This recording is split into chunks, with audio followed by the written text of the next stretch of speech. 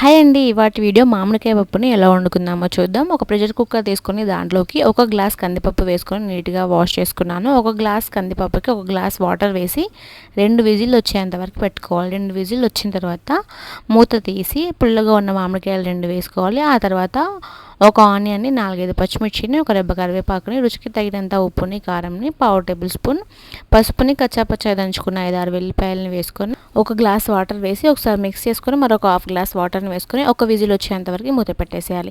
ఈ పప్పు ఉడికేలోగా మనం తాలింపు పెట్టుకుందాం. స్టవ్ మీద కడాయి పెట్టుకొని 3 టేబుల్ స్పూన్లు ఆయిల్ వేసుకొని ఆయిల్ వేడిన తర్వాత జీలకర్ర, ఆవాలు, కచ్చాపచ్చగా దంచుకున్న ఒక 7-8 ఎల్లిపాయలు కొంచెం ఫ్రై అయిన తర్వాత ఒక 2-3 ఎండుమిర్చిని వేసుకోవాలి. ఆ తర్వాత 2 రెబ్బల కరివేపాకు, పావు టేబుల్ స్పూన్ పసుపుని వేసి ఒకసారి అంతా మిక్స్ చేసుకొని స్టవ్ ఆఫ్ చేయాలి. చూడండి పప్పు ఉడికింది. ఒక గిన్నెలోకి వేసుకున్నాను. దాంట్లోకి కొంచెం కొత్తిమీరని వేసి ఒకసారి మిక్స్ చేసుకొని మనం తాలింపుని పప్పులోకి వేసుకుంటే టేస్టీగా మామిడికాయ పప్పు రెడీ అయిపోయింది. సబ్స్క్రైబ్ చేయండి.